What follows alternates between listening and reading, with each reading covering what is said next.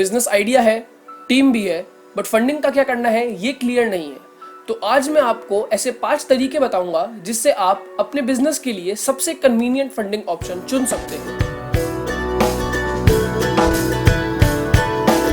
Hi, I am Vinayak Grover और आज की वीडियो में हम बात करने वाले हैं कि ऐसा क्या तरीका है जिससे आप अपने बिजनेस के हिसाब से सबसे बेस्ट फंडिंग ऑप्शन चुन सकते हैं। सेल्फ फंडिंग बिजनेसेस को बूटस्ट्रैपिंग बिजनेसेस भी कहा जाता है, जहां आप अपनी सेविंग्स को यूज करके अपना बिजनेस स्टार्ट कर सकते हैं।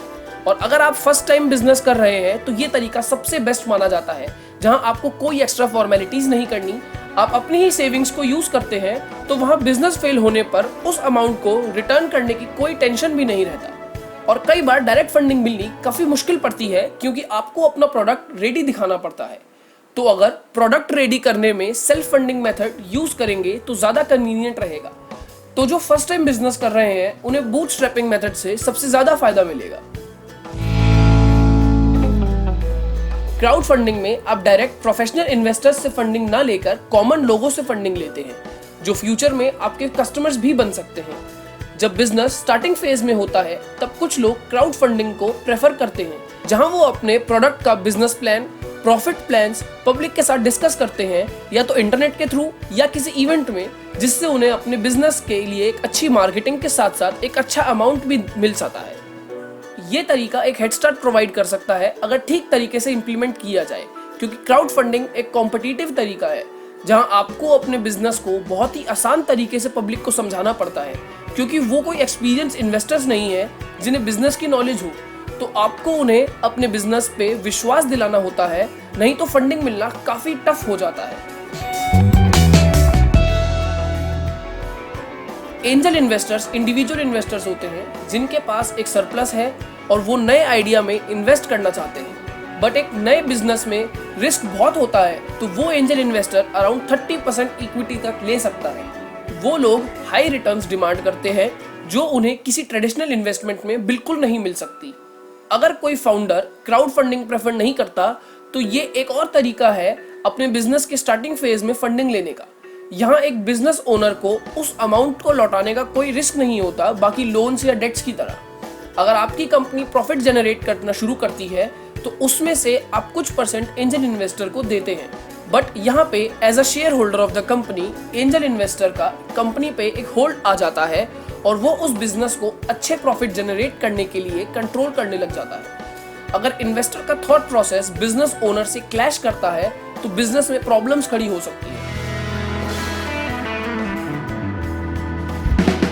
वेंचर कैपिटल एक सबसे पावरफुल सोर्स होता है किसी भी बिजनेस के ग्रोथ के लिए। वेंचर कैपिटल उन बिजनेसेस को फंड करता है जिनमें काफी ज्यादा पोटेंशियल होता है ग्रो करने का, और या तो वो बिजनेस अपनी अर्ली स्टेज में हो, नहीं तो ऑलरेडी प्रॉफिट्स जनरेट करना शुरू कर दिया हो।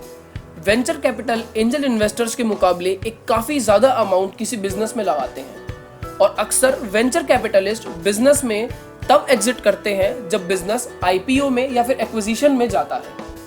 अगर आपका बिजनेस एक अर्ली स्टेज पे है और एक लंबा पीरियड लेने वाला है रिटर्न्स लाने के लिए, तो शायद वेंचर कैपिटलिस्ट आपके लिए नहीं है, क्योंकि वो अक्सर अपनी इन्वेस्टमेंट 3 से 5 साल में रिकवर करना चाहते हैं। एंजल इन्वेस्टर की तरह वेंचर कैपिटल में भी आपके बिजनेस का कुछ कंट्रोल इन्वेस्टर पे जाता है, जिस वजह से आपको अपने बिजनेस में कुछ कॉम्प्रोमाइजेस करने पड़े और वो इतना फ्लेक्सिबल ना रहे जितना आप उसे रखना चाहते हैं। बट अगर आपको फास्ट ग्रोथ और हाई रिटर्न्स चाहिए तो शायद ये ऑप्शन आपके लिए बेस्ट है। बिजनेसेस को ऑपरेट करने के लिए एक और अच्छा तरीका है बैंक लोन्स, जहां आप अपने बिजनेस का प्लान और फ्यूचर ग्रोथ दिखाकर किसी लीडिंग बैंक से लोन ले सकते हैं। इस तरीके में बैंक का आपके बिजनेस में कोई शेयर नहीं होगा, ना ही कोई कंट्रोल होगा, तो आप अपने तरीके से पूरी फ्लेक्सिबिलिटी के साथ बिजनेस चला सकते हैं। बट जैसा फंडिंग में होता है, आपको अपना बिजनेस फेल होने पर उन्हें इन्वेस्टमेंट वापस नहीं करना, यहाँ ऐसा नहीं होता। अगर आपका बिजनेस किसी वजह से फेल होता है तब भी आपको उस लोन को इंटरेस्ट के साथ चुकाना पड़ेगा। इसलिए बैंक लोन्स की तरफ तभी जाइए जब आपको अपने बिजनेस पे पूरा ध्यान से और पूरे ढंग से भरोसा हो, और इस मामले में कैलकुलेटेड रिस्क लेना ज्यादा ठीक रहेगा। बट जब आपका बिजनेस चल जाए और आप पूरा लोन विद इंटरेस्ट चुका दें तब आपके बिजनेस पे सिर्फ आपका कंट्रोल रहेगा। तो अगर आप अपने बिजनेस का कंट्रोल किसी दूसरे को नहीं देना चाहते तो आप इस ऑप्शन के थ्रू जा सकते हैं। तो ये 5 तरीके थे किसी बिजनेस को फंड करने के लिए। आप मुझे कमेंट में लिखकर बता सकते हैं कि अगर आप बिजनेस करेंगे तो आप किस फंडिंग ऑप्शन के साथ जाना पसंद करेंगे। तब तक के लिए stay safe, stay at home.